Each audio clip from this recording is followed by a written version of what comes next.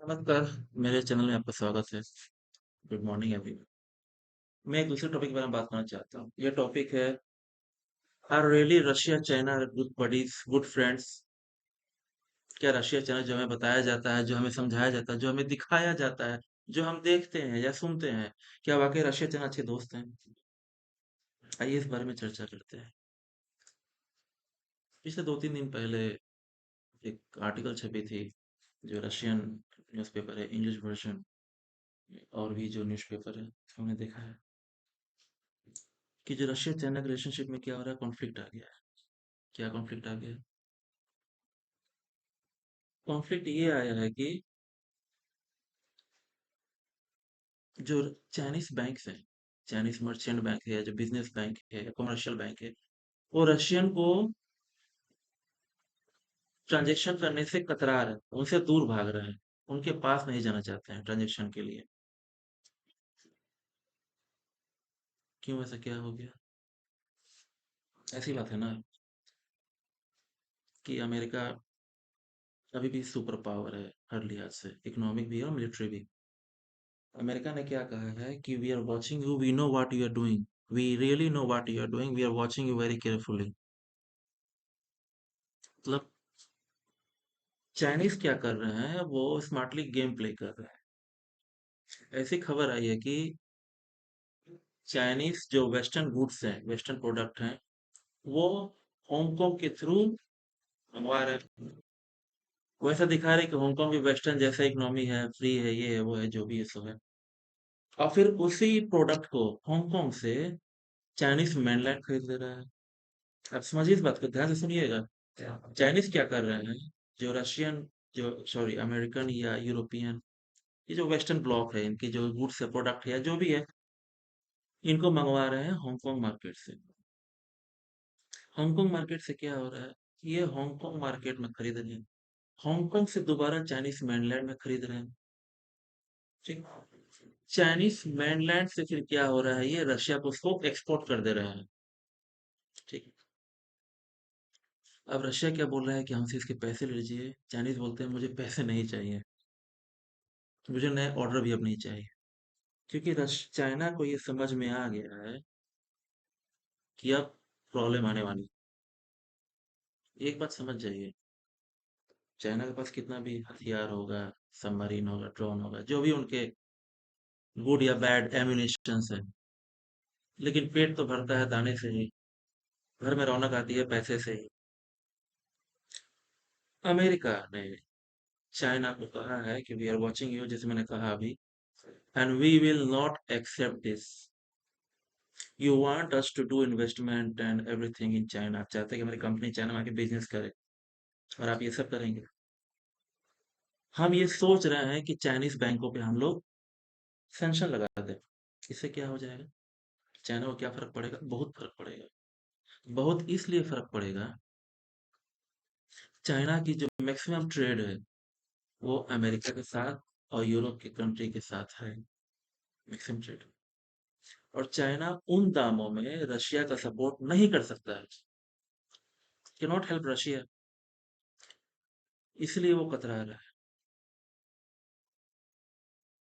China आज भी जो पेमेंट है रशिया को 30%, वो यूएस डॉलर में करता है।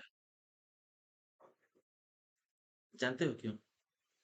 क्योंकि रशिया को पता है कि मुझे आज नहीं तो कल दुनिया के साथ मिलके चलना पड़ेगा, और ये लड़ाई आज नहीं तो कल खत्म होगी, फिर मुझे सबके साथ मिलके चलना पड़ेगा, ट्रेड करना पड़ेगा, बिजनेस करना पड़ेगा, सबको साथ, जिसे हम देसी भाषा में कहते हैं धंधा पानी करना पड़ेगा। उसके लिए यूएस डॉलर चाहिए। एक चाइना के भरोसे हम नहीं रह सकते हैं, ये रशियन सोच है। We can not put all the fruits in one basket. ठीक है, सेटलमेंट में प्रॉब्लम आ रहा है, चाइना समझ गया है कि अब मैं फंसने वाला हूँ। आइए देखते हैं।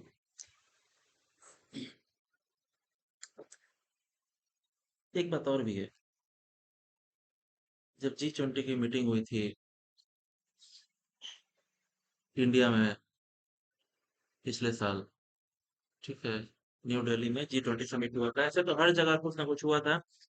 फाइनल समिट दिल्ली में होता है कि दिल्ली कैपिटल है, और उससे पहले बाली इंडोनेशिया में हुआ था G20। क्या है? ऐसे इकोनॉमिक कंट्री के ब्लॉक हैं, ग्रुप हैं, जिनकी इकोनॉमी ठीक ठाक है या बहुत अच्छी है या मिडिल क्लास है, गरीब नहीं है। उन 20 कंट्री के समूह को G20 कहते हैं, ग्रुप ऑफ 20।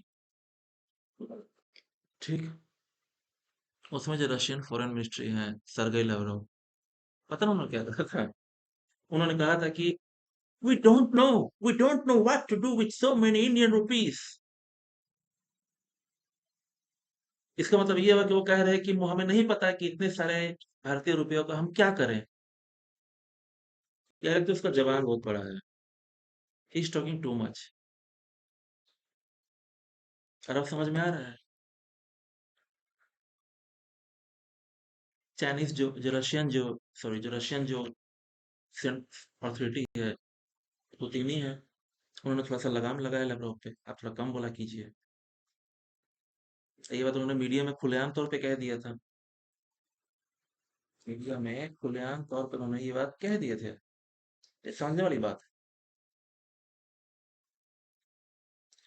एक और इंटरेस्टिंग खबर है।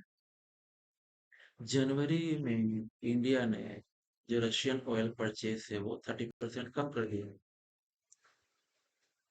इंडिया दूसरे देशों जो मिडिल ईस्ट के जो कंट्री है, जिससे इंडिया रिश्ते सुधार रहा है, उनसे बना रहा है। इंडिया को जहां भी सस्ता तेल मिलेगा, इंडिया वहां से खरीदेगा। इंडिया के लिए अपने लोगों का पहले ध्यान देना बहुत जरूरी है। आपको ये बात समझना पड़ेगा। We should look our own interest first. India के लोग शायद जयशंकर जी भी गए थे कुछ दिन पहले रशिया। रशिया को ये बात समझ में आई होगी। तो इंडिया ने बोला कि भाई मैं समझ रहा हूँ कि आप प्रॉब्लम में आप एक वॉर में फंसे हुए हैं, लेकिन इसका मतलब ये नहीं कि आप कुछ भी कहेंगे और हम ये सब बातें सुन लेंगे। It is not going to happen. Will not tolerate this. इस तरह के बेकार बातें।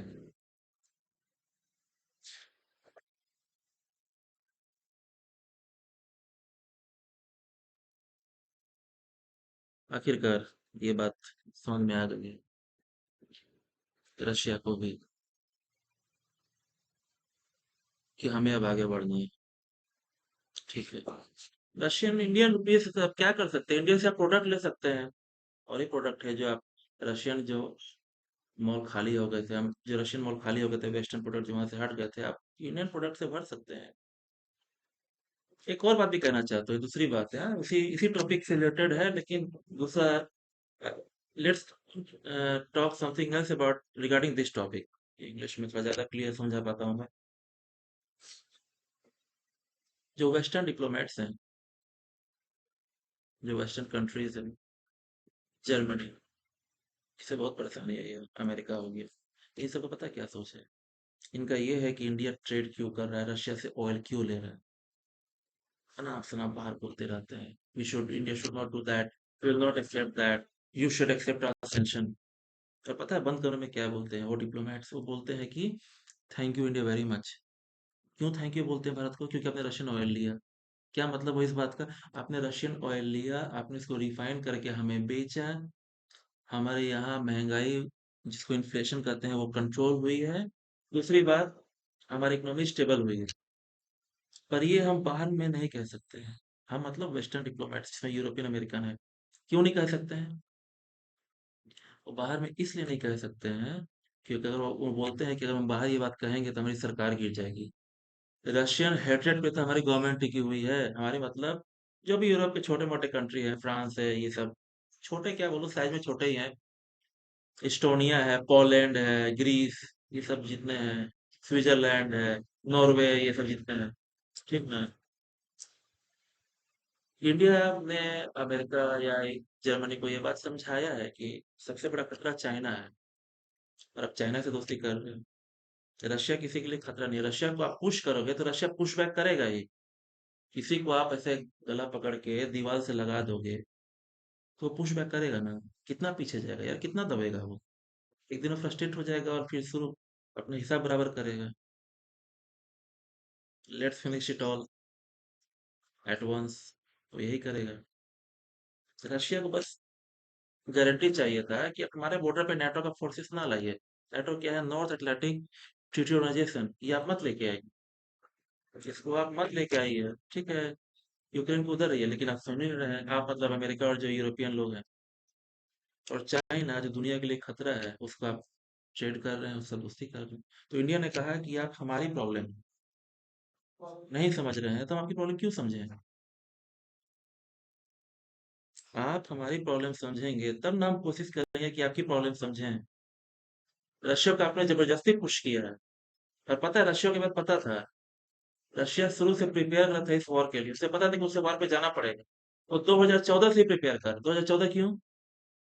उसमें रशिया ने जो एक स्मॉल आइलैंड क्या बोले, मेनलैंड से दूर जो यूक्रेनियन पार्ट था, वो उसको उसने कब्जा कर लिया था विदाउट एनी वॉर। उसे पता था कि आज नहीं तो कल वॉर पे मुझे जाना पड़ेगा यूक्रेन के साथ, और ये वेस्ट मुझे गारंटी नहीं देंगे। तो प्रिपेयर कर रहा था। उसे पता था कि उस पे सैंक्शन लाएगा, उस सैंक्शन से वो कैसे बचेगा। और रशिया का गुड लक देखिए, उस सैंक्शन से वो कमजोर भी नहीं हुआ। उसकी इकोनॉमी कमजोर होने की जगह और मजबूत होकर बाहर आई, रशियन इकोनॉमी। ठीक बात है। दूसरी बात, रशिया को ये पता है कि ये वॉर एक दिन खत्म होगा, कहीं ना कहीं एग्रीमेंट होगा, समझौता होगा। तब उसका पल्ला भारी रहना चाहिए। और जब सब खत्म हो जाएगा, ये युद्ध वगैरह, यूक्रेन कॉन्फ्लिक्ट, तो उसके साथ उसको दुनिया से मिलकर ट्रेड करना है, बिजनेस करना है। एक चाइना को से नहीं रहा जा सकता ना जी। चाइना को से कौन रहेगा? चाइना ने तो क्या बताऊं, रशियन जो टेरिटरी है उसको अपना बता दिया। व्लादिवोस्तोक का नाम चेंज कर दिया। साइबेरिया पे उसका नजर है। साइबेरिया पे क्यों नजर है? क्योंकि वहां पे बहुत ज्यादा नेचुरल रिसोर्स है।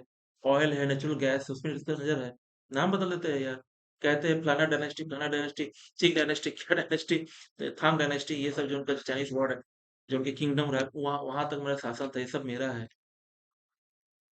सारा जमीन तुम्हारा है। इस बात को रशिया ने समझ लिया है। रशियन लोग जानते हैं, लेकिन अभी वो मजबूर है।